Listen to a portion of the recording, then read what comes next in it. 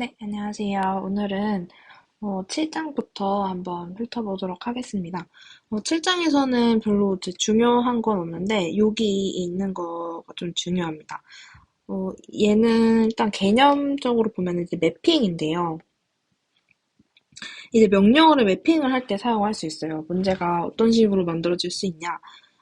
얘를 이 매핑에 맞춰서 이 OP 코드를 그 명령어 코드를 이제 이 매핑 비트를 써서 만들어라. 네, 제어 메모리 주소가 출력됩니다. 그래서 이거를 통해서 얘 매핑을 해서 이 결과를 만들어내라 이건데요. 음, 일단 여기 같은 경우에는 OP 코드가 지금 현재 4비트가 사용되고 있고, 이거를 7비트의 이 사상 비트를 사용을 해서 이 결과를 만들었어요. 그렇게 되면은 여기서 얘가 지금 가운데 이 4비트만을 이 오펙 코드로 사용을 해서 1011이고요. 그 다음 나머지 2비트를 여기 뒤에 붙였어요. 근데 이거는 무슨 의미를 얘기하냐. 4개의 2비트니까요. 우리가 0001, 1011에 이제 4개의 마이크로 명령어를 사용을 할 수 있다는 얘기예요. 그리고 앞에 붙은 얘는 어, 또 형식에 따라 다를 것 같기는 한데 얘는 상단부와 하단부를 나누어 주는데 사용을 할 것 같기도 해요. 그래서 문제에서 봤을 때 이런 문제가 주어질 수 있는데 지금 현재도 이런 예시가 나와 있고 지금 이 명령어 코드에 따라서 얘가 상단부고 얘가 하단부예요. 그러니까 지금 64개의 명령어를 사용해서 상단부, 하단부로 나뉘어서 사용을 할 수가 있는 거죠. 근데 지금 문제에서도 보면은 이 명령어 실행 사이클 루틴을 절반 하반부에 저장하고자 한다 했을 때는 0이면은 상단부가 되고 1이면은 이제 하단부가 되겠죠, 시작이. 그렇게 됐을 때 현재 지금 제어는 하반부에 저장할 거고 8개의 마이크로 명령어들로 구성될 수 있도록 해라. 그러니까 아까 이제 뒤에 붙은 애들이 마이크로 명령어의 개수인데 8개를 사용하려고 하면 우리가 몇 비트를 사용해야 되죠? 3비트를 사용해야 되잖아요. 그래서 지금 현재 명령어 사상 함수는 앞에 하반부인 1로 시작을 해야 될 거고 그 다음에 5개의 OP 코드를 사용을 해야 될 거고 5비트겠죠? 그리고 그 뒤에 마이크로 명령어들은 8개를 만들어야 되기 때문에 000 이렇게 3비트를 사용했고 111까지 사용할 수 있겠죠. 네, 이런 식으로 사상함수를 만들 수가 있고요. 어, 만약에 얘 전체는 몇 비트가 되어야 하냐 이랬을 때는 지금 얘를 보면은 우리가 2에 5승계의 오피 코드고 거기에 각 마이크로 명령어가 8개가 있죠. 그럼 총 2의 5 곱하기 2의 3이니까 2의 8비트, 2의 8승계란 말이죠, 워드가. 근데 이게 지금 하반부의 개수니 상반부의 개수는 곱하기 2를 또 해줘서 2의 9승인 512 워드가 되어야 할 것 같습니다. 네, 이런 식으로 문제가 이게 사용이 될 수가 있을 것 같아서 개념을 좀 보고 가면 좋을 것 같습니다. 네, 7장은 이것만 이제 확인해 보고요. 그 다음에 이제 8장으로 넘어가도록 할게요.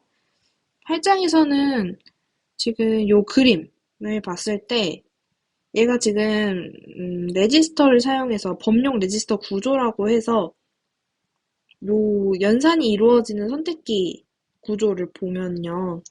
얘가 지금 제어워드의 구성이 이런 식으로 되어 있는데요. 얘가 지금 사용하는 레지스터의 개수를 표현하고 있어요. 여기가 지금 레지스터가 몇 개가 있죠? 7개가 있고, 그리고 여기서 우리 디코더를 사용하니까 7개의 레지스터 중에 하나를 선택을 해서 얘가 이 버스를 타고 전송이 될 거잖아요.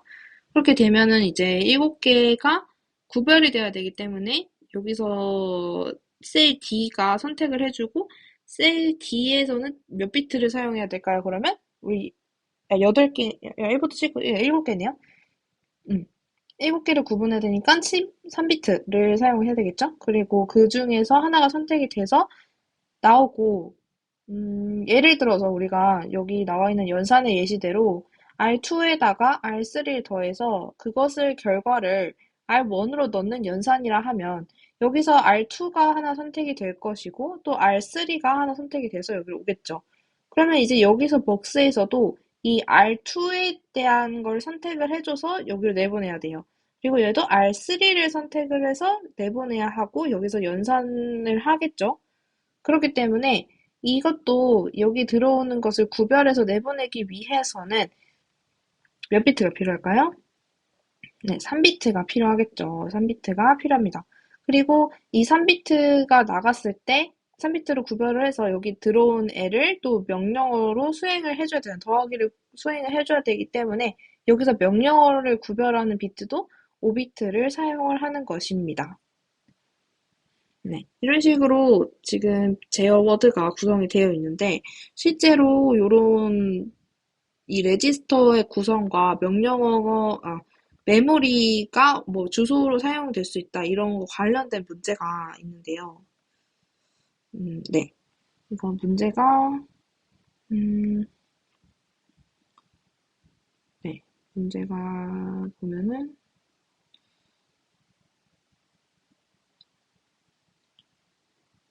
여기 네, 여기 있습니다. 네, 이 문제예요. 이런 문제를 보면은 지금 레지스터 총 개수는 16개이다 했을 때 이 정보를 보고 우리가 포맷을 구하면 되는 거예요. 예를 들어서 지금 명령어 총 개수는 이제 16개이다 했으니까 이 16개의 레지스터 총 개수 16개면 16개를 구분하려면 우리는 몇 비트를 사용할 수 있어야 되죠? 아까는 7개를 구분했으니까 3비트였잖아요. 얘는 그러면 16개니까 4비트가 필요하겠죠? 그리고 명령어의 총 개수는 12개예요. 우리는 항상 이제 2의 배수의 형태로 할당을 하기 때문에 12개라면은 몇 비트를 할당해야 되죠? 2의 4승인 16비트, 16개까지 구분할 수 있는 4비트를 여기다 할당을 해야 돼요. OP 코드에. 그리고 명령어는 3개의 레지스터를 사용한대요. 그렇게 됐을 때 우리가 제어 워드는 OP 코드가 있을 거고, OP 코드는 4비트를 할당을 할 것이고, 그 다음에 3개의 레지스터를 사용하는데 그 레지스터는 4비트씩을 사용할 것이다. 라는 제어 워드 구성이 나타낼 수 있겠죠. 그래서 명령어 구성은 이런 식으로 되는데, 우리가 또 문제에서 이런 조건을 줄 수 있어요. 레지스터 한 개만 사용하고 나머지를 메모리 주소로 사용할 때 메모리를 계산해 보시오 했을 때 얘는 이제 전체를 사용을 하되 여기서 OP 코드는 똑같고 여기서 RB랑 RC를 안 쓴대요. 그리고 얘만 주소로 사용을 한대요. 그러면은 주소는 나머지 이제 8비트를 내가 주소로 사용할 수 있을 건데 여기서 메모리에 용량을 계산하시고 빠졌죠? 용량을 계산하라고 했어요. 그러면은 우리가 16비트를 사용을 할 때니까 16비트는 우리가 몇 바이트로 구성할 수 있죠? 말할 수 있죠? 2바이트로 말할 수 있잖아요. 그렇기 때문에 얘가 2의 8비트를 메모리로 쓰는데 그게 방의 크기, 이게 방 주소의 개수잖아요. 각각 크기는 2바이트이기 때문에 총 2의 9승 바이트여서 512바이트가 되는 것입니다. 그러면 이번엔 어떨까요? 이번에는 여기도 마찬가지로 2의 8승을 쓸 수 있는데 이것을 2의 보수로 표현을 하려면은 우리 2의 보수는 어땠죠? 2의 보수는 플러스 0이 있고 마이너스 0은 없는 형태였어요. 그래서 표현할 수 있는 범위가 2의 n-1, 마이너스 2의 n-1부터 플러스 2의 n-1의 마이너스 1까지 표현이 가능했죠. 지금은 지금 n이 8이기 때문에 8을 넣어서 계산해주면은 이렇게 나옵니다. 이런 식으로 문제를 구성할 수 있다는 것이 있고요. 그다음에 이제 제어워드로 다시 돌아와서 제어워드의 구성은 아까처럼 이제 문제를 읽고 풀면 되는데 마이크로 연산을 할 때도 이렇게 마이크로 연산을 하는데 우리가 아까 봤던 그 셀 A, B, D 이런 식으로 사용하고 OP 코드 어떤 명령을 하는지도 저장이 되겠죠? 근데 여기서 좀 특이하게 봐야 될 것은 이런 식으로 연산을 하게 되면은 여기 연산과 연산 코드가 이렇게 제어 워드로에는 이제 우리가 이런 식으로 저장할 수 없으니까 숫자 이진수로 저장이 되는데 이렇게 다른 레지스터랑 함께 연산을 하는 경우가 아닌 더하기를 한다든지 더하기 1을 한다든지 그냥 로드만 하게 되는 경우에는 여기 셀 B에 이런 P 연산자들을 저장할 필요가 없게 되는 거겠죠.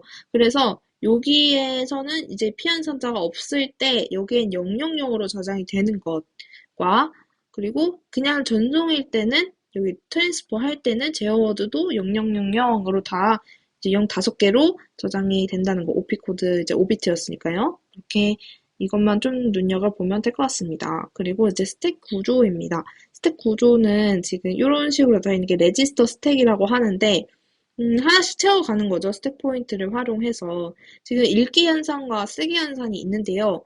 지금 여기 보면은 특징적으로 0이 좀 비어 있어요. 왜 그러냐 하면은 이거 이제 예시로 보여주는 그림이기 때문에 스택 포인터는 A, B, C까지 이미 차 있는 그림을 볼 수가 있어요. 뭐 푸시를 했겠죠. 그래서 여기에는 왜 여기가 비었냐를 보면 코드를 보면 알 수 있는데 이 SP가 먼저 증가를 해주고 그 DR에 있는 값을 그 해당 SP에 넣어주기 때문에 여기는 0자리가 비어 있어요. 먼저 플롯을 해주기 때문에 여기부터 1부터 차게 되겠죠. 그러면 지금 ABC가 차 있고 또 새로운 데이터를 넣고자 할 때는 SP를 먼저 업을 해준 다음에 하나 플러스 1을 해줘요. 그 다음에 D를 넣어주겠죠. 그러면 우리가 쭉쭉쭉쭉 가서 언제 이게 꽉 찼음을 알 수가 있느냐 했을 때 우리가 63에는 뭐 C 이렇게 다시 또 C가 이미 있군요. 그러면 뭐 R 이런 게 들어갔을 때 여기는 62에서 플러스 1을 해줘서 여기에 들어갔을 거란 말이죠. 그 다음에 새로운 데이터가 또 들어오려고 해요. 이번에 t가 들어오려고 했을 때 63에서 플러스 1을 하게 되면 다시 0으로 돌아가게 되겠죠. 그러면은 이제 여기를 닿았을 때 꽉 차서 이제 못 들어가겠네 라고 하기 때문에 만약에 SP가 꽉 찼는지 하는 확인 조건이 SP가 0일 때 얘는 꽉 찼다, 풀이다 라고 할 수가 있는 겁니다. 그래서 이제 코드를 보면은 이렇게 증가를 하고 넣어요. 그런 다음에 이제 꽉 찼다 할 때는 SP가 0일 때 풀에 1을 넣어서 풀임을 확인을 해요. 그 다음에 empty에 0을 넣는 이유 이것은 스택이 비지 않았다. 스택이 empty가 1이면 스택이 비었다예요. 근데 얘는 0을 넣었다는 거니까 비지 않았고 꽉 찼다라는 것을 확인할 수 있습니다. 그러면 백인 어떨까요? 팝은 어떨까요? 팝은 얘는 먼저 뺀 다음에 뺀 다음에 저 스택을 하나 내려줘요. 그럼 예를 들어서 얘 같은 경우에 어떨까요? 뺀 다음에 스택 내리기. 뺀 다음에 스택 내리기. 이렇게 되겠죠. 그럼 얘는 이 스택이 비었음을 어떻게 확인할 수가 있을까요? A와 A에 다다랐을 때 얘를 뺀 다음에 스택 포인터가 여기 있었겠죠? 근데 빼고 하나 음수해서 하나 빼기 해줘가지고 여기 0에 닿았을 때 얘도 이제 풀이 아니고 empty임을 확인할 수 있겠죠. 그래서 스택 포인터가 0이 됐을 때 얘가 empty이므로 우리 empty 비었으면 1이라고 했죠. 그렇기 때문에 empty이기 때문에 1을 넣어주고 꽉 찼을 때는 이제 0이 되는 거죠. 꽉 찼으므로 이제 0이 꽉 차지 않았으니까 0이 되는 거죠. 풀이니까. 풀이 1이라면은 꽉 찼음. 근데 풀이 0이라면은 차지 않았음을 의미하고 empty는 이 말 그대로 empty가 1이에요. 그럼 empty가 참이다. empty가 참이라는 건 뭐예요? 비였음. empty가 0이다. 그러면 이거는 비지 않았음. 그러면 무슨 얘기예요? 꽉 참. 이 얘기겠죠. 요거를 구분을 하면 좋을 것 같습니다. 근데 우리가 실제 보는 이 메모리 스택 같은 경우에는 이걸 좀 많이 보잖아요. 컴퓨터에서 저장되어 있는 실제 구조가 이 사용하는 메모리 스택에 사용하는 이 스택 포인터 같은 경우에는 아까와는 달리 아까는 증가하면요. 넣으면 숫자가 증가했어요. 플러스 1이 됐단 말이죠. 근데 얘는 증가를 하면 할수록 하나씩 줄어들죠. 하나씩 줄어듭니다. 그래서 예를 들어서 지금 SP 초기값이 4001일 때는 얘는 감소하면서 스택 포인터가 하나씩 감소하면서 얘가 들어가게 되는 것을 확인할 수가 있죠. 먼저 얘는 빼주고 넣어주고 빼주고 넣어주고 이렇게 됩니다. 그럼 팝은 어떻게 돼요? 팝은 더하기를 해주겠죠? 근데 얘는 먼저 빼준 다음에 더하기를 해준다. 라는 것입니다. 그다음에 이제 이거 옆폴리시 포기 이거 같은 경우에는 이제 자료 구조에도 나오는 것이고요.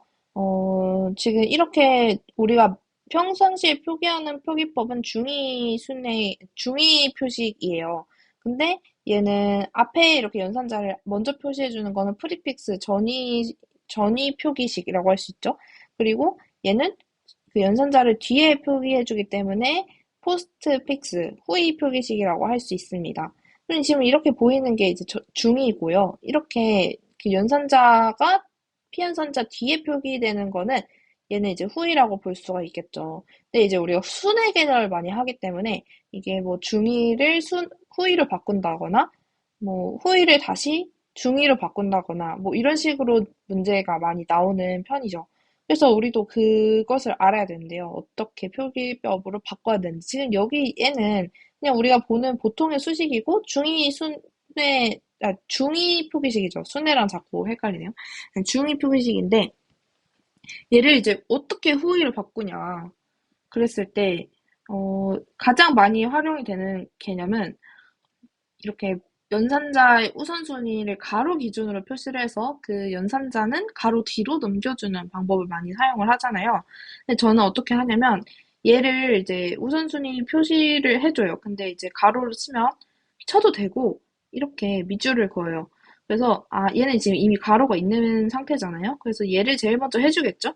그러면 얘를 해주고 그 다음에 해줘야 될 게 뭐예요? 그 다음에 해줘야 될 거는 얘입니다. 이 곱하기이기 때문에 더하기보다 우선순위가 높죠? 이것보다 높기 때문에 곱하기를 먼저 해주고 그 다음에는 얘를 해줄 겁니다. 그렇죠? 그 다음은 가로가 이제 이 곱하기보다 우선순위가 높기 때문에 가로 안에 있는 연산을 해주겠죠. A 더하기 B를 해주고 그 다음에 이제 얘의 결과와 얘의 결과를 가지고 전체를 결과 계산을 해줄 겁니다. 그래서 이게 지금 우선순위가 되는 거고 이 밑줄을 근거로 해서 이 가운데에 있는 얘를 이 가로 뒤로 넘겨주면 돼요. 그러면 어떻게 될까요? 우리가 제일 먼저 해줄 거는 D2에 플러스를 뒤에 붙여주는 거예요. 그리고 여기 그 다음 연산은 얘니까요. 얘는 어, 이 결과랑 얘랑 계산을 해주는 거잖아요. 그렇기 때문에 C의 가로를 여기 있다고 생각하고 뭐 밑줄 근거로 생각해도 되고 여기 뒤로 넘겨야 되겠죠? C를 곱하기를 해줍니다. 그리고 이 다음에는 F를 계산을 해줘야 되잖아요. 그러면 F는 앞에 있는 요것과 요것을 함께 해주는 거기 때문에 이 전체를 가로로 쳐준다고 생각을 했을 때 F는 FD로 넘겨주면 되겠죠. 가로가 이렇게 쳐져 있으면 요거 뒤로 넘어간다고 생각하면 됩니다. 그리고 그 다음에 해줘야 될 건 뭐예요? A하고 B를 더해줘야 돼요. 그럼 A하고 B를 더해준 다음에 가운데 있던 연산자를 뒤로 넘겨줍니다. 그 다음에 이제 전체를 얘의 결과와 얘의 결과를 연산을 해줄 거기 때문에 이 전체에 이 가로를 쳤다 생각하고 뒤로 이 곱하기를 넘겨야겠죠? 그래서 곱하기를 여기다 이렇게 써주면 최종 중위 연산자, 후위 연산자를 바꾼 겁니다. 네, 중위를 후위로 바꾼 거죠. 네, 그래서 이게 여기에서 나온 결과인데 조금 달라요. 그죠? C가 다르고 이것은 좀 택이 잘못된 것입니다. 택이 좀 잘못됐고 이게 이렇게 원래는 역 폴리시 후위로 바꿔야 하는 식이 이렇게 나옵니다. 그리고 우리가 또 스택을 사용해서 구할 수가 있어요. 후위식을 사용했을 때 이 후위식을 사용해서 연산을 할 수 있는데요. 이거는 자료 구조에 이제 코드도 이제 명확하게 나와 있는 거고 했을 때 지금 그림이 너무 잘 나와 있으니까 한번 그림으로 볼게요. 먼저 이제 이 피연산자의 형태일 때는 그냥 스택이 들어가요. 근데 얘가 그럼 3하고 4까지는 잘 들어가겠죠? 근데 그 다음에 얘가 여기에 입력이 돼요. 그러니까 이게 하나씩 입력이 된다고 생각하면은 3이 들어가요. 푸시. 4가 들어가요. 푸시. 근데 이 연산자가 이제 얘가 들어갈 차례인데 얘가 들어가려고 하면은 얘가 판별하겠죠. if 얘가 연산자인가 이렇게 확인을 해서 얘가 연산자야. 피연산자가 아니야.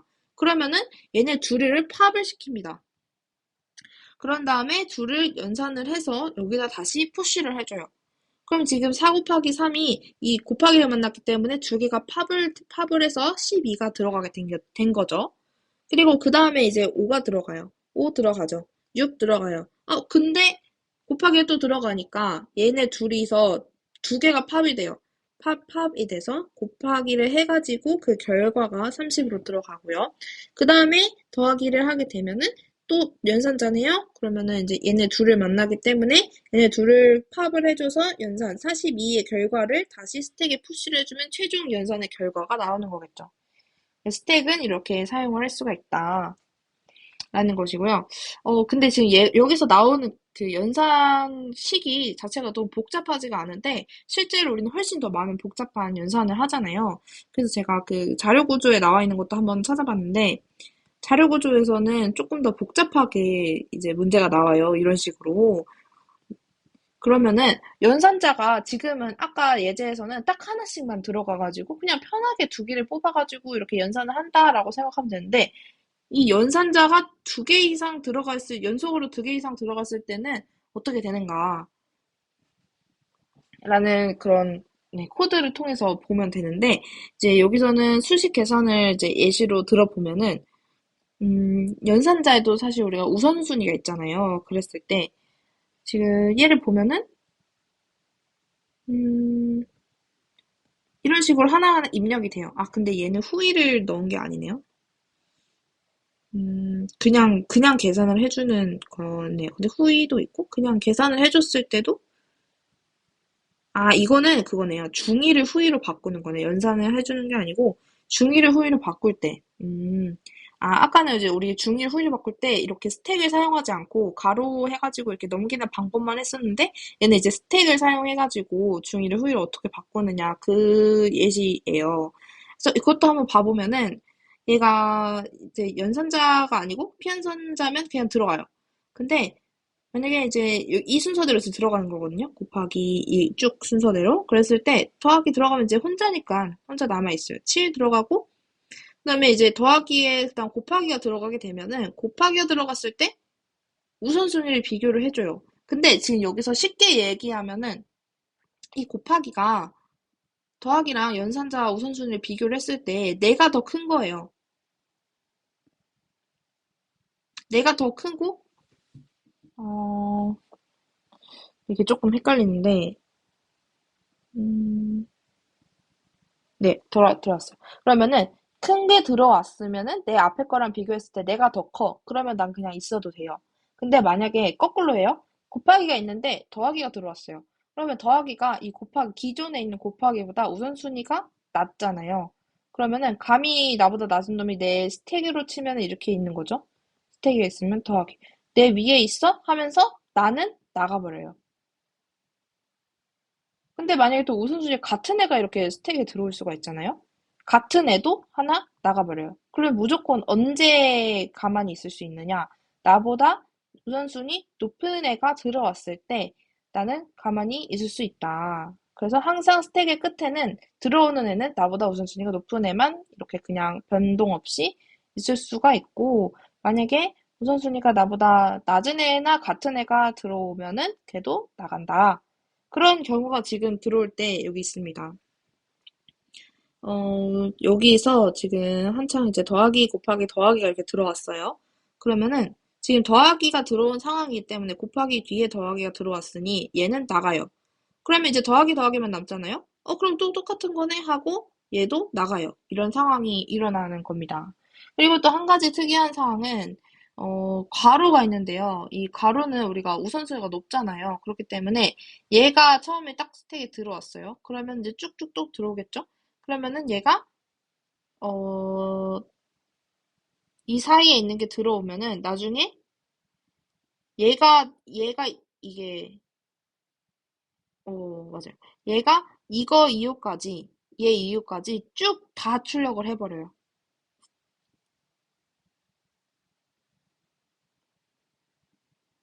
지금 현재는 연산자가 여기 들어와 있는 애들끼리 뭐 비교를 해가지고 우선순위가 높네 낮네 해가지고 높아가지고 나간 거잖아요. 이 나간 건 어쩔 수 없고 얘가 이거를 만나면은 이 가로 안에 쌓여 있는 애들 있죠. 그런 애들을 다 내보냅니다. 네. 연산자가 뭐 남아있는 애들이 있으면 내보내겠죠? 그러면 이제 요 안에는 더하기가 혼자 남아있었기 때문에 얘는 내보내지게 되는 거겠죠. 그리고 또 요 가로 이후로도 연산을 계속 해나갑니다. 이제 나누기 들어올 거고 3 곱하기 더하기 5 더하기 이런 식으로 들어오게 되겠죠. 얘도 비교를 해서 곱하기랑 나누기는 우선순위가 같기 때문에 같으면 하나 나간다 그랬죠? 나가고요. 그다음에 얘네들이 남아서 또 비교를 했는데 얘네는 지금 더하기 위에 곱하기가 있는 거는 나누기가 있는 건 상관없어요. 그죠? 나보다 더 작은 애가 내 위에 있어요. 우선순위 낮은 애가 내 위에 있으면 그게 문제가 되는 거였죠? 이런 식으로 스택을 활용할 수도 있다. 이건 자료 구조에 나오는 거긴 했는데 여기도 잠깐 나와서 가지고 와봤습니다. 네, 그리고 명령어 형식이 있는데요. 얘는 3주소, 2주소, 1주소의 명령어가 있습니다. 얘는 봤을 때 지금 얘는 A랑 B랑 연산을 해서 레지스터에 하나 넣어주는 것으로 보이고 있어요. 우리가 지금 사용하는 것들은 컴퓨터에 사용하는 것들은 2주소인데 얘는 이제 레지스터에 하나 불러오고 또 하나 불러와서 연산을 해가지고 또 다른 레지스터에 넣고 이런 식으로 사용을 하는데 여기는 이 무브 연산이 없죠. 여기는 무브 연산은 가지고 로드하는 거랑 비슷한 건데 얘는 레지스터로 불러오는 거잖아요. 근데 그런 게 없고 그래서 비교적 되게 간단해 보이는 연산을 해서 그냥 레지스터에 넣어버리는 거예요. 메모리 자체랑 이제 메모리에서 가지고 오는 거죠. 내가 레지스터에 그 값을 뭐 로드를 해가지고 가지고 와서 그거를 연산을 해서 레지스터에 넣는다 이런 게 아니고 그냥 메모리에서 있는 것과 메모리에서 있는 것 그거를 바로 연산을 해서 레지스터에 넣어 이런 겁니다. 되게 짧죠? 그리고 이 주소에서도 마찬가지로는 아니죠. 얘는 다르죠? 얘는 이제 값을 메모리에서 불러서 레지스터에 넣어요. 그리고 이 레지스터에 저장된 값과 그 메모리에 있는 것을 더한 다음에 여기 레지스터에 넣어요. 네, 그 다음에 C에 있는 것을 불러와요. 그 다음에 D에 있는 것과 더해요. 이거는 근데 사실 얘보다는 레지스터를 한 번 더 사용하긴 하지만 이 모든 거를 다 불러오진 않네요. 모든 거는 아니고 그래도 레지스터를 사용을 합니다. 무브를 사용해가지고 레지스터로 전송하는 걸 하고요. 1주소 같은 경우에는 얘는 로드를 사용을 하는데 뭐 얘는 여러 가지 레지스터를 사용해서 연산하지 않고 이렇게 하나만 사용을 하죠. 그래서 이제 메모리에 있는 거를 이 누산기에 저장을 하고 누산기에 의해서 이루어지는 거니까요. 그다음에 얘랑 이제 누산기에서 AC에 있는 기존에 있는 것과 이제 메모리 B 위치에서 또 불러와요. 그다음에 연산을 해가지고 더해서 더하는 거죠. 그래서 AC에 다시 저장을 합니다. 그리고 이제 스토어 T를 할 건데 이 AC에 있는 값, 그러니까 다 AC를 기준으로 이루어지는 게 이제 1주소네요. AC를 기준으로. 그다음에 무주소는 스택을 활용하는 거예요. 얘는 뭐 다른 레지스터를 사용하거나 하는 게 아니고 이 스택에 넣고 빼고 하는 것입니다. 그래서 이거는 우리가 아까 봤던 그 스택 연산과 비슷한 형태겠죠. 그 후위 연산을 넣어가지고 이 연산자 만났을 때 팝을 해서 연산해서 다시 넣고 이런 과정과 비슷합니다.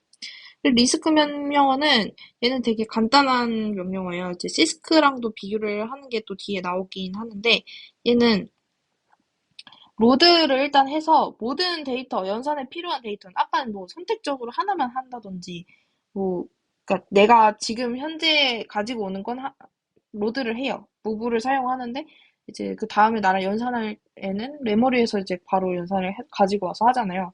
근데 얘는 다르게 얘는 다 가지고 와요. 필요한 데이터들을 일단 레지스터로 다 로드를 한 다음에 더 이상 메모리에는 접근을 하지 않고 필요한 거 다 가져왔으니까 메모리에 접근을 하지 않고 여기서는 다 그냥 그 레지스터 안에서 있는 데이터를 불러와서 연산을 해주는 겁니다. 그래서 로드를 사용을 하죠. 그래서 우리가 이거를 할 때는 간단한 이제 마이크로 명령어를 처리할 수 있으므로 파이프라인을 할 때 이 리스크 명령어를 사용을 합니다. 이제 어드레싱 모드는 여러 개가 있는데 이거는 이제 명확하게 있고 표로도 정리되어 있기 때문에 표를 보면서 한번 설명을 해보도록 할게요. 이제 여기에 결과표인데 이것도 좀 정리를 해놓은 표가 있어서 네. 네, 여기 어드레싱 모드의 표가 있고요. 얘가 이제 교재에 나온 거예요. 아까 그 기본서에 나왔던 그림인데, 이 모드별로 좀 설명을 해보자면, 이 직접 모드는 우리가 많이 봤던 거예요. 이게 명령어에서 주어진 이 명령어 주소로 가면은 피연산자가 있다라는 것이어서, 그냥 표기는 이제 MA 가로 AR로 하고, 유효주소는 500이다. 근데 500이 뭐였죠? 500이 우리가 데이터가 들어있는 주소를 유효주소라고 하기로 했어요. 유효주소는 500이고 이제 AC 값은 800이다라고 할 수 있고요. 그다음에 이제 즉시 모드라고 해서 얘는 사실 직접 모드 다음에 이제 바로 간접 모드를 하면 쉬운데 이제 즉시 모드는 하나가 더 끼었죠. 얘는 그냥 AR 이 주어진 이 얘가 이 명령어 주소가 주소에 들어있는 이 사실 주소죠. 근데 주소를 바로 AC 값으로 사용한다는 것이에요. 그러면 우리가 이 오퍼랜드가 있는 데를 유효주소라고 하기로 했으니 얘가 우리가 오퍼랜드로 쓸 거면 201이 유효주소가 되겠죠. 그러니까 이 명령어의 주소가 바로 유효주소인 거예요, 얘는. 아, 명령어의 주소? 명령어의 주소는 200이죠. 그러니까 이 주소의 주소, 주소의 주소, 주소가 유효주소인 거죠. 그리고 간접 모드는 얘는 이 주소, 명령어의 주소가 가리킨 대로 가면은 들어있는 게 유효 주소예요. 그러니까 얘가 오퍼랜드가 아니고 800으로 한 번 더 가서 여기 있는 게 실제 오퍼랜드인 거죠. 그래서 800이 유효 주소가 되고 AC 들어간 값은 300이 됩니다. 그리고 이제 상대 주소 같은 경우에는 PC 더하기 AR로 이제 거의 암기를 하면 되는데 얘가 이제 PC 값은 현재 지금 200인 명령어를 수행하고 있으므로 지금 얘가 2워드짜리예요. 두 개의 워드 명령어 단위가 이제 2워드짜리인데 PC는 항상 지금 명령을 수행하는 명령어의 다음 명령어를 가리키는 게 PC잖아요. 근데 PC는 200을 사용하고 있으면 이게 명령어 그 다음 명령어는 202로 가 있기 때문에 202예요. 그래서 상대 주소는 PC 더하기 나의 AR 해가지고 AR은 지금 500이죠? 500에다가 PC값 202를 더하면 702가 실제 명령어 유효 주소예요. 네, 오퍼랜드의 유효 주소예요. 그래서 702로 가면은 325 얘가 바로 AC 값에 네, 저장이 되겠죠. AC 값으로. 그 다음에 이제 인덱스 값. 얘는 인덱스가 주어져요. 인덱스가 이제 XR 주어지고, 인덱스에다가 이 500을 더해주면 됩니다. 그러면은 100과 500을 더해서 600이 실제 오퍼랜드의 주소가 될 것이고요. 600이 가면 들어있는 이 900이 AC 값으로 저장이 됩니다. 그 다음에 이제 두 가지가 있는데, 레지스터 모드와 레지스터 간접이 있는데요. 얘는 사실 쉽게 말하면 이제 직접 간접보다도 좀 한 단계 더 간 거예요. 덜 간 거예요. 그러니까, 레지스터는 우리가 직접은 그냥, 그래도 이 명령어 주소로 가가지고 얘 찾잖아요. 근데 레지스터는 그냥 여기 있는 것 자체가 오퍼랜드예요. 아, 레지스터는 이 레지스터인데요. 레지스터는 이 값 자체가 오퍼랜드로 쓰입니다. 그렇기 때문에 유효 주소는 없고요. 얘가 그냥 AC로 가면 됩니다. 근데 레지스터 간접은 뭐예요? 나름 이제 이것보다 한 단계 더 거쳐야 되겠죠. 간접이기 때문에. 그럼 이제 400으로 가면 700이 오퍼랜드다라고 하는 것입니다. 그래서 유효주소는 400이 되는 거고요. 그다음에 이제 AC로는 700이 들어가죠. 자동 증가와 감소는 많이 나오지는 않지만 저도 한 번도 보진 않았는데요. 아, 네, 송강제 문제는 좀 나옵니다. 근데 자동 증가 모드는 이 R1에서 더하기를 주소를 써준 다음에 이제 더하기를 해주는 거고요. 자동 감소는 먼저 이걸 쓰기 전에 먼저 음수로 바꾸고 이거를 유효 주소로 사용하는 것입니다. 네, 그래서 지금 현재는 레지스터가 R1이 400인데요. 400을 쓰고 나서 얘가 지금 400 일단 유효 주소로 쓰고 나면 401이 되겠죠? 근데 얘는 쓰기 전에 얘가 감소를 해버리기 때문에 400에서 399가 유효 주소가 되는 겁니다. 네, 그래서 399에 있는 450 얘가 실제 AC 값이 되는 거고요. 네, 베이스 레지스터 같은 경우에도 주어집니다.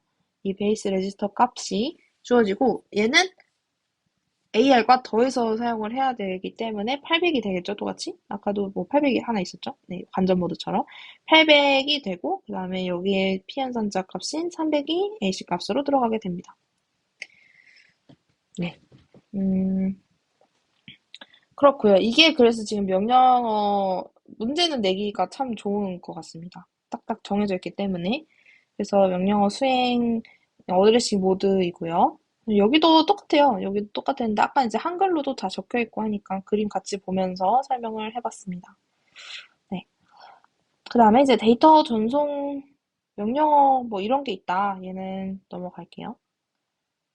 그리고 이제 우리가 좀 봐야 될 것들이 네, 이게 있군요.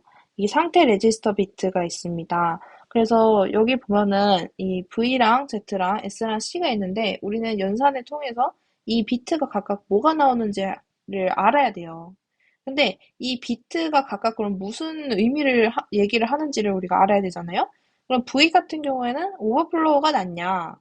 네, 얘는 오버플로우냐?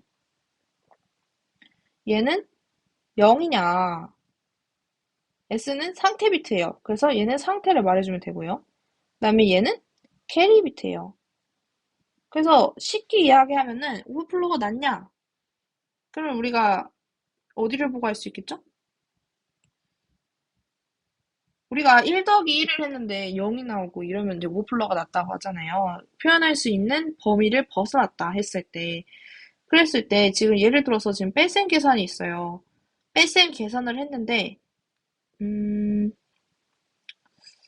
지금 현재 얘는 오버플로우가 낫는가 안 낫는가를 보려면 1 더하기 1에 더했는데 1이 나왔네요. 그러면은 일단 오버플로우는 아닐 수가 있어요. 예를 들어서 음수 빼기 음수를 했는데 이제 양수가 나와버린 거잖아요. 그럼 이제 얘는 문제가 있는 거니까 오버플로우가 일어났다고 이제 의심을 해볼 수가 있는데 얘는 이제 정상적으로 끝났나 봐요.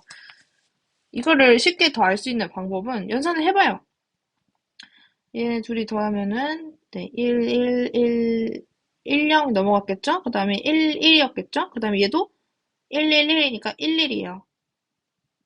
그러면은 우리가 이걸로 쉽게 판단하는 방법. 얘 상단의 두 비트를 보고 확인하면 됩니다. 상단의 두 비트를 XOR을 해보면 얘가 0이 나오잖아요. 그러면은 V도 0입니다. 근데 가끔 얘가 막 0, 1로 나오기도 해요. 그러면 얘는 이제 V가 1이 되겠죠. 그럼 오버플로어가 일어났다 하는 건데, 그 다음에 이제 S 비트, 상태 비트는 여기 최상단 비트인 1이 S가 되겠죠. S라고 쓸게요. S가 되겠죠. 그 다음에 이제 C는 캐리 비트예요. 캐리가 올라갔냐, 안 올라갔냐. 캐리는 여기. 올라갔죠? 캐리 비트는 1입니다. 그리고 하나 남은 거. 이제 이게 제일 쉬운데, 제로 비트예요. 제로 비트가 1이라는 것은 제로라는 거예요. 제로가 1인 거는 0000이 나왔다는 거죠? 근데 제로가 0이라는 거는 0이 아니라는 거예요. 그래서 얘는 뭐 다른, 0이 아닌 다른 수예요. 그럼 얘는 딱 봐도 지금 0이 아니잖아요. 그럼 제로 비트가 0이라는 거예요. 얘는 사실 1이 되기 쉽지가 않겠죠. 그래서 지금 보면은 이걸 보고 판단을 하면 돼요. 모르면 그냥 계산을 해가지고 이렇게 판단을 해보고 저 위에 있는 회로도 다시 보면 좋겠죠. 그림도. 근데 지금 여기 봤을 때 S는 1이고요. 이 C도 1이겠죠? 그리고 제로 비트도 0이니까 0이에요. 그리고 오버플로우 비트는 제일 판단하기가 헷갈리겠지만 V가 0이라는 걸 알 수 있고 계산 결과를 딱 봤을 때도 얘가 1 더하기 0을 했는데 1 더하기 1을 했는데 0이 나오네? 그럼 좀 뭔가 틀렸겠다. 오버플로우가 낮네. 이렇게 확인할 수 있습니다. 어, 그래서 지금 이걸 가지고 얘도 회로를 만든 건데 C78이라는 거는 어디냐면요. 여기에요. 캐리비트 두 개를 XOR을 한 결과라고 했잖아요. 캐리비트 두 개 XOR 했더니 V가 나왔어. 그래서 V를 계산하는 방법이죠. 그다음에 제로는 제로 아웃풋 여기는 이게 그게 안 나와 있네요. 여기 들어갈 그 논리 게이트가 있어요. 여기는 노월이 들어가야 됩니다. 왜냐면 우리가 모두 다 0이 나오려면은 노월이어야 되잖아요. 그죠? 노월 게이트를 사용하면은 모두가 다 0일 때만 1이 나와요. 왜냐면 000을 101을 했을 때 우리가 5월을 해버리면 다 1인데 노어를 했을 때 1이 나올 거면 둘 다 0이어야 1이 나온단 말이에요. 그래서 여기는 노어 게이트가 들어가야 합니다. 이런 식으로. 근데 지금 체크 제로 아웃풋이라고 나와 있네요. 네, 여기 들어갈 거는 노어이고요. 그 다음에 이제 상태 비트는 우리가 제일 상단 비트, 결과의 상단 비트에서 알 수가 있겠죠. 그리고 뭐 양수인지 음수인지 네, 판단을 하는 겁니다. 그리고 이제 캐리는 올라간 게 있냐, 올림수가 있느냐 해서 C의 8, 제일 상단 비트. 그러니까 제일 상단에 올라가는 캐리 비트는 요거 두 개인데 하나는 여기로 쓰이고 하나는 우리 오버플로우를 판단하는 데 쓰이겠죠. 네, 요것도 중요하니까 잘 보고 넘어갔으면 좋겠습니다. 네, 그리고 이 서브루틴을 호출할 때 얘가 스택을 활용할 수가 있어요. 근데 뭐 특별한 건 아니고 이게 위치상 서브루틴이 갑자기 여기 또 나오긴 하는데 이제 스택을 사용하니까 나왔겠죠? 근데 스택 포인터를 하나 증가를 하고 근데 원래는 우리가 서브루틴을 할 때 사용할 때 그냥 스택을 활용하지 않는 방법이 있고 또 스택 포인터를 사용할 수가 있어요. 근데 스택 포인터를 사용하지 않으면은 그냥 뭐 0번지 아니죠. 서브루틴이니까 얘는 뭐 특정 AR에다 저장을 해놓고 그 다음에 수행을 하게 되는데 스택 포인터를 활용하게 되면 스택 포인터에 복귀 주소를 저장을 하겠죠? 그래서 스택 포인터 플러스 1을 하고 거기에 왜 복귀 주소 얘가 PC가 복귀 주소는 복귀 주소 저장해놓고 그다음에 수행한 다음에 이제 다시 돌아올 때 얘는 복귀를 할 때 얘가 스택 포인터 있는 것을 내가 PC 지금 수행해 복귀 주소 수행해 PC에 넣어 한 다음에 이제 필요가 없으니까 종료해야 되죠. 마이너스를 해줍니다. 그래서 이것도 문제로 나올 수가 있어서 문제를 어떤 식으로 나오는지 좀 보자면 제가 하나 네, 표시해 놓은 게 여기 네, 이런 게 스택 서브루틴 사용했을 때 만약에 제가 지금 현재 스택 포인터는 지금 SP를 가리키고 있는데 어, 얘가 지금 하나가 불러줬으니까 들어왔겠죠? 스택 포인터가 지금 플러스 1을 한 다음에 넣어야 되나? 지금 얘를 보니까 스택 포인터가 여길 가리키고 1이 호출이 되면은 여기에다가 하고 얘는 그 다음에 플러스 1을 하나 봐요. 그리고 얘도 뭔가 이제 거기 서브루틴 수행하는 동안 뭐가 또 호출될 수 있죠? 그러면 또 수행을 한 다음에 얘가 플러스 1을 하고 이렇게 예시 그림대로 이제 그렸던 것 같은데 얘를 봤을 때 1, 2, 3의 1을 수행하고 있을 때는 SP가 여기 있잖아요. 근데 내가 만약에 또 다른 게 수행을 하다가 이게 메인이군요. 메인을 하다가 이제 서브루틴이 하나 호출됐어요. 그러면은 SP는 하나 증가를 시켜주고, 아까 그 코드에서 보듯이 시켜주고, 그 다음에 여기다가는 현재 PC값, 복귀 주소, 그거를 저장을 한 다음에 수행을 막 하다가 이제 수행이 종료가 됐어요. 그러면은 이제 이 SP, 요 값은 이제 복귀를 했기 때문에 PC에다가 이 2150을 넣었겠죠? 그다음에 이제 걔는 수행을 다시 복귀를 했고, SP는 여기 있을 필요가 없으니까 하나 이제 감소를 해야겠죠. 그 다음에 다시 그래서 이제 서브루틴에서 메인으로 복귀를 하는 겁니다. 근데 지금 FFC고 현재 스택 포인터 내용이 FFFC고 기억 장치 FFD는 이게 이미 저장이 되어 이게 그러면 서브 루틴이 하나 수행 중이고 그 다음에 하나가 호출이 돼서 수행을 하다가 호출이 돼서 얘를 수행하다가 다시 얘가 마무리됐고 얘를 다시 수행을 하다가 이것마저 종료가 됐으니 메인이 복귀된다. 네, 아무것도 없어야 얘가 서브 루틴이 없는 게 되는 거죠. 이런 문제가 나올 수가 있고요. 그 다음에 인터럽트의 형태 이런 게 있고 그다음에 시스크랑 리스크의 특징이 있어요. 시스크는 되게 복잡한 명령어 문장을 사용을 해요. 그래서 얘는 되게 복잡해요. 많은 명령어를 사용을 하고 얘는 어드레싱 모드도 엄청 다양하고 가변 길이의 명령어다 해서 우리는 우리가 사용하는 거는 요 컴퓨터 명령어기 구조긴 한데, 이렇게 명령어 집합을 간소화해서 사용을 하는 게 파이프라인을 할 때 사용을 하잖아요. 그래서 얘를 볼 때는 더 적은 수의 명령어를 쓴다. 그런 것과, 그리고 그 로드랑 스토어 뭐 이런 거를 꼭 사용을 하잖아요. 그런 것과 사이클도 단일 사이클이어서 되게 단순한 구조임을 알 수 있습니다. 어드레싱 번호도 많지 않고요. 네, 그게 이제 리스크고, 그래서 이제 이런 개념이 좀 나와요. 리스크에서는 이 중첩 레지스터 윈도우를 그 속도 향상 위해서 음, 네, 리스크 프로세스에서 이제 중첩 레지스터 윈도우를 사용을 합니다. 그래서 우리가 많이 보는 그림으로는 이런 그림인데 얘는 어떻게 된 거냐? 이 그림 설명을 좀 해보자면 이 전역 그 레지스터에서 사용하는 이 공통 레지스터 수가 10개다. 이렇게 이거는 뭐 개수는 정해져요. 근데 내가 지금 로컬이 있잖아. 이게 전역은 이걸 사용하고 로컬 윈도우가 있어요. 근데 윈도우 범위가 나는 지금 지역은 이만큼 사용하는데 내가 공통으로 사용할 수 있을 거라 해서 양쪽으로 이만큼과 이만큼을 사용할 수 있어요. 그래서 윈도우 크기가 얘예요. 그럼 가운데 있는 얘는 공유를 하는 애인 거예요. 그래서 표시를 좀 해보자면 얘는 로컬 A 같은 경우에는 A 내지 윈도우 같은 경우에는 이만큼을 사용하고 B 같은 경우에는 이만큼을 사용하는 거예요. 양쪽에 있는 얘네들은 공유를 하는 애인 거예요. A랑 B랑. 그럼 이제 B랑 C랑 D랑도 만약에 여기서 C를 수행하다가 D가 호출이 된다? 그랬을 때는 얘가 공유를 하면서 이제 사용을 하는 거죠. 이 범위를. 그 다음에 또 C를 하다가 D를 호출하게 되면은 이렇게 또 사용을 하게 되겠죠.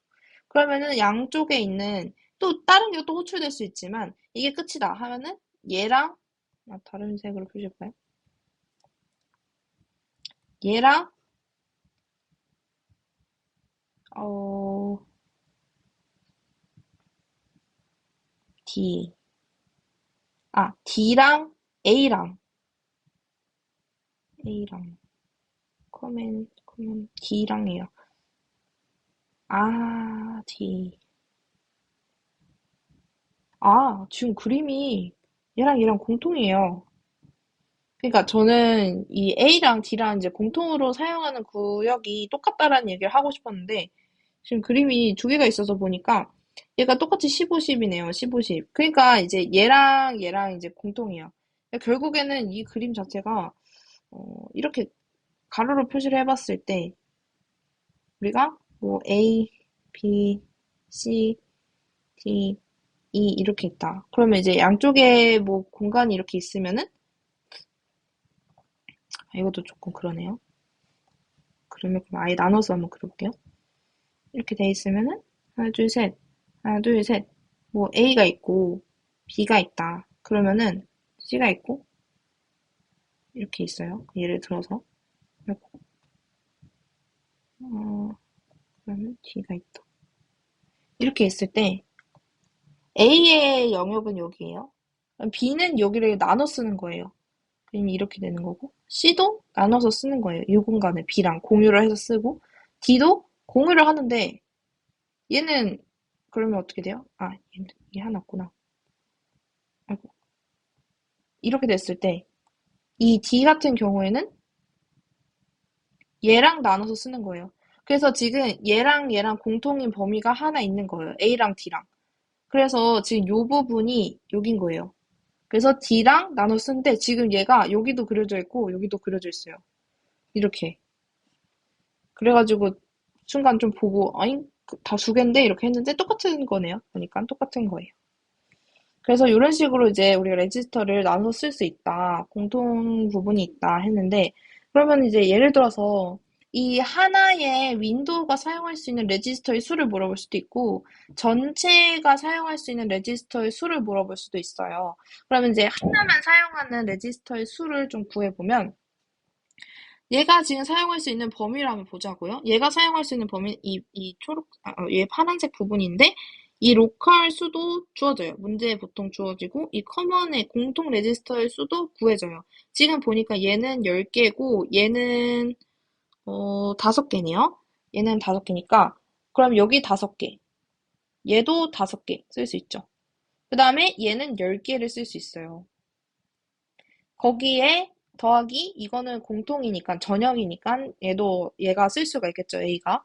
그렇게 되면 10 더하기 2 곱하기 5에 전역 레지스터의 개수 10개 이렇게 더하면 얘는 이 윈도우 하나가 사용할 수 있는 개수가 되는 거예요. 그거를 이제 식으로 나타내서 써보면 G 더하기 로컬 수, 얘 로컬이라고 해요. 얘 로컬이라고 하고 얘를 공통이니까 커먼이라고 해보면 더하기 2 곱하기 커먼 이렇게 되는 거예요. 그래서 지금 여기도 식이 나오죠? 윈도우 크기 얘는 굳이 가로를 할 필요는 없었네요. 네, 로컬 더하기 EC 더하기 G다. 네, 이렇게 나오겠죠. 그리고 전체 레지스터 파일 전체 수를 구하면 얘는 이제 그렇게 가는 거죠. 윈도우의 수를 W라고 한다면 W 곱하기 그 각 윈도우에 사용하는 레지스터 수를 말을 하는 거니까 로컬 더하기 레지스터 수 더하기 전체 윈도우 수 이렇게 표현을 하면은 전체 레지스터가 몇 개 있는지를 구할 수가 있는 것입니다. 네, 이렇게 됐고요. 그래서 이렇게 예를 들어서 이런 게 주어지면은 문제에도 적용해서 풀면 됩니다. 이렇게 리스크까지 끝났습니다. 윈도우까지 끝났습니다. 그러면 이제 다음은 파이프라인에 대해서 이어서 하도록 하겠습니다. 네, 감사합니다.